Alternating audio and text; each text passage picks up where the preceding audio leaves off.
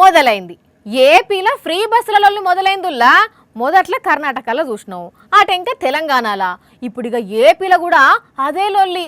అవును, సీట్ల పంచాదో ఏందో గాని ఫ్రీ బస్సుల మహిళలు లొల్లి పెట్టుకుంటారు కదా అంటే అబ్బో మేం చెప్పలేం గాని మీరే చూసేయండి. తెలంగాణలో ఫ్రీ బస్సు పెట్టుడుతోటి ఒక్కో కాడ సీట్ల కోసం శీకలు పట్టుకొని కొట్టుకున్నారు కదా.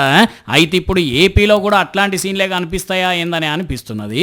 ఎందుకంటే ఇంకో ఫ్రీ బస్సు పెట్టి 3 రోజులైంది గంతే, అప్పుడే సీట్ల కోసం బస్సులో అమ్మలక్కలు ఎట్లా లొల్లి పెట్టుకుంటున్నారో చూడండి.